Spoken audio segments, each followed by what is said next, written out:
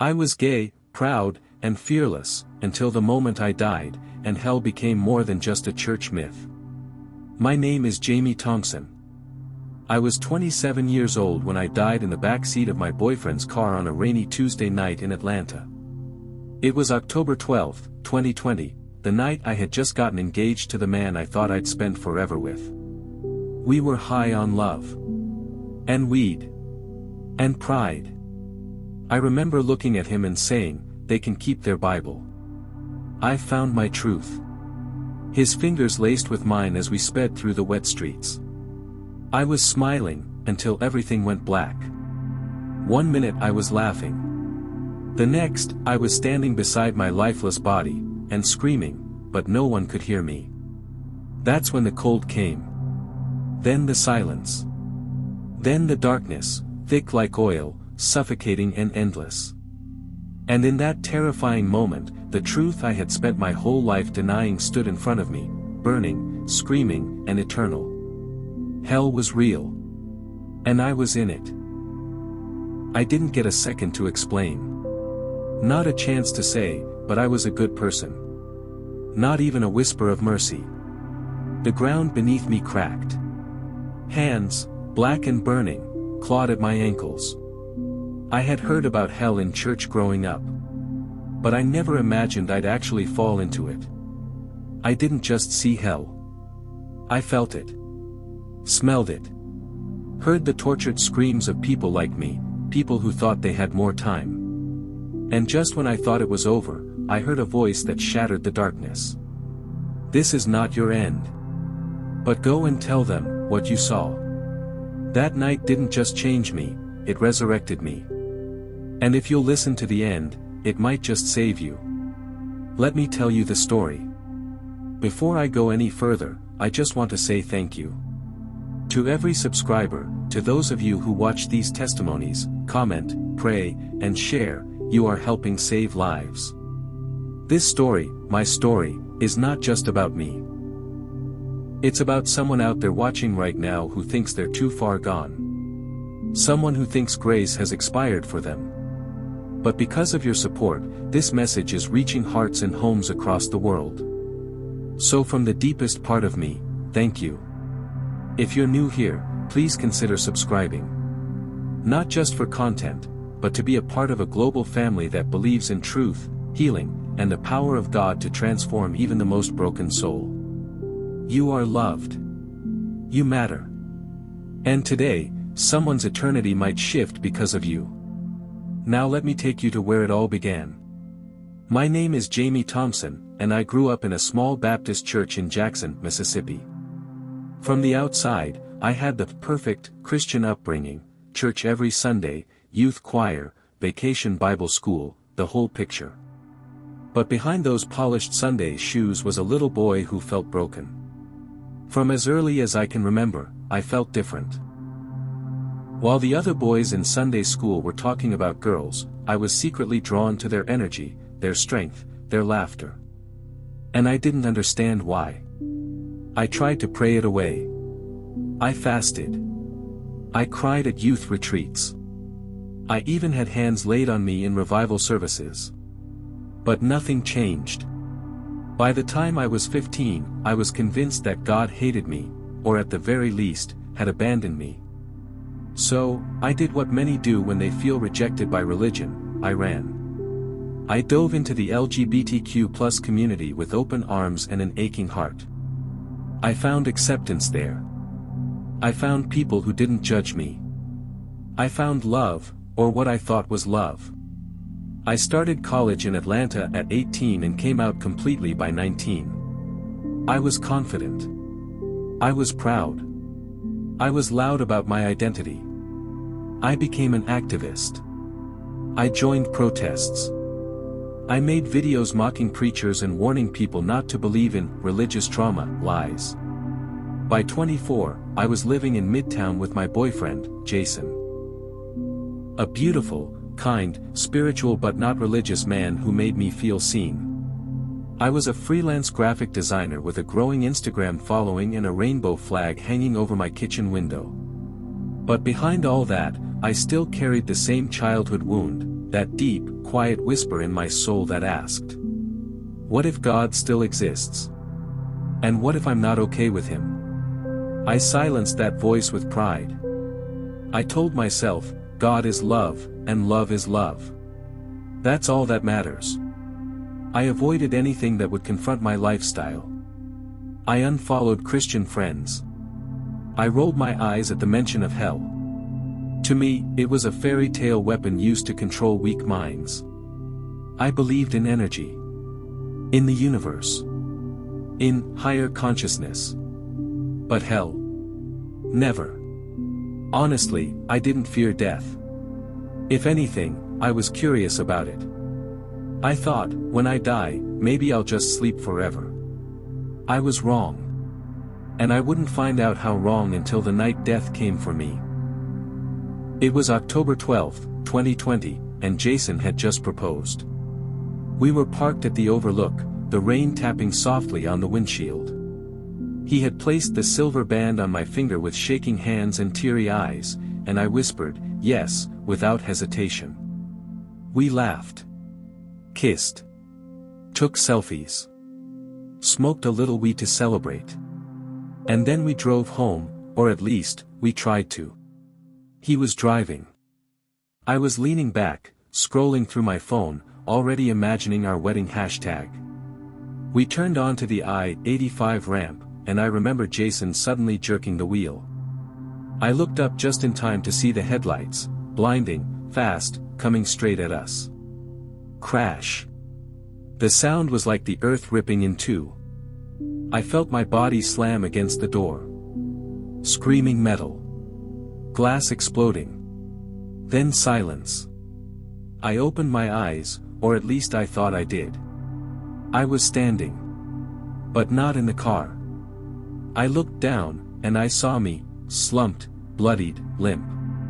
My head was bent at a strange angle, and Jason wasn't moving. I screamed his name, but no sound came from my lips. I reached for him, but my hands passed right through the door. And that's when the air shifted. It was as if someone had turned off gravity. I wasn't walking anymore. I was being pulled. Backwards. Upwards. Then downwards. I don't know how to explain it. All I knew was that something wasn't right. There was no light. No warmth. No music. No, go toward the light moment like you see in movies. Only cold. And darkness. Then, suddenly, I fell. Like a trapdoor had opened beneath me. I fell through layers of shadow. It felt like I was descending into the earth itself. The deeper I went, the hotter it got. At first, I thought I was dreaming. But then I began to hear the sounds. Screaming. Screaming everywhere. Not the kind you hear in movies. No, these were real. Broken. Endless. I covered my ears, but I could still hear them. I turned in every direction, but all I could see was endless blackness pierced by flickers of red. Like lightning trapped under the ground. And then the smell hit me. Burning flesh. Rotten eggs. Sulfur, thick and choking. I tried to run, but I couldn't feel my legs. My body was no longer mine. It was as if I was a soul, naked, exposed, and vulnerable. That's when I saw them. Figures. Twisted. Grotesque. Once human shapes contorted in agony. Some were wailing. Others were gnashing their teeth. Some were yelling out names, my name. Jamie. Jamie. Help us. I recognized some of them. People I partied with. A cousin who died of overdose. A girl I went to high school with who used to mock the Bible with me. They were all there. And they were not asleep. They were very much awake, wide-eyed in torment, as if no rest had touched them in years. And then I felt something behind me. Breathing. Slow. Deep. Heavy. I turned around, and what I saw made my very soul scream. This creature, this massive, burning, black-eyed beast, had my face in its claws. It grinned. "Proud, weren't you?" it hissed. "Preached your gospel well, didn't you?" It knew me. It quoted me. Every sarcastic tweet. Every post mocking preachers. Every time I shouted, "Love is love," while pushing God away, it remembered. And that's when I realized, hell wasn't a metaphor. It wasn't a scare tactic. It was a place. A prison. And I was guilty. I screamed, "God, please. Forgive me. I didn't know." But the voice came again, this time not from the creature, but from above me. "You knew. But you refused." That's when the ground opened again, and flames began to rise. I thought I was done. I truly did. Until a light pierced the darkness, blinding and beautiful. And in that moment, everything changed. Just when I thought it was over, when the flames had wrapped around my feet and that demonic creature was about to drag me deeper, it happened. A single, piercing light split through the black sky like a thunderbolt. It wasn't warm at first, it was holy. Blazing. Almost unbearable to look at, not because it was too bright, but because of how pure it was. The creature recoiled and hissed, its clawed hands releasing me as it shrieked, "Not him." And then everything froze. The flames stopped climbing. The screams went silent. Even the air stood still. Then, I heard the voice, not booming, not angry, but deep, calm, and filled with so much power and sorrow it brought me to my knees. "Jamie, why did you reject me?" I couldn't see his face, but I knew exactly who it was. Jesus.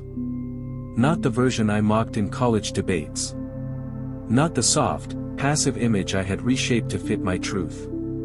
No, this was the King. Holy. Radiant. Glorious. And deeply wounded by me. In that moment, I wasn't gay. I wasn't an activist. I wasn't a church kid. I wasn't an ex-Christian. I was just a soul. One who had spent his entire life building an identity that tried to live without God. I was hurting, I whispered, weeping. "I didn't feel like you loved me. I thought I was born this way." There was silence. Then he replied, gently. "I loved you before you were born. I died for you while you were still a sinner. I called you again, and again, and again." Scenes flashed before my eyes like lightning. That moment in Sunday school when I felt his presence. That Christian roommate in college who invited me to Bible study. The YouTube video I skipped past about deliverance. My grandmother's prayers, whispered at midnight over my name. He had never left me. But I had closed every door. I fell on my face and sobbed like a child, the kind of sob that empties you from the inside out. "Please, Lord," I begged. "Don't leave me here. Give me one more chance. I'll tell them. I'll tell everyone the truth." Then came the pause, and the words I will never forget. "You don't deserve another chance, but because of my mercy, I will give it. Go. Tell them hell is real. Tell them I still save. Tell them I still love. And tell them I'm coming soon." In a flash, I felt myself being pulled upward, as if by invisible hands. The darkness faded. The fire grew distant. And suddenly, I gasped. Air. Light. Pain in my chest. Paramedics were shouting. Sirens wailed. I was alive.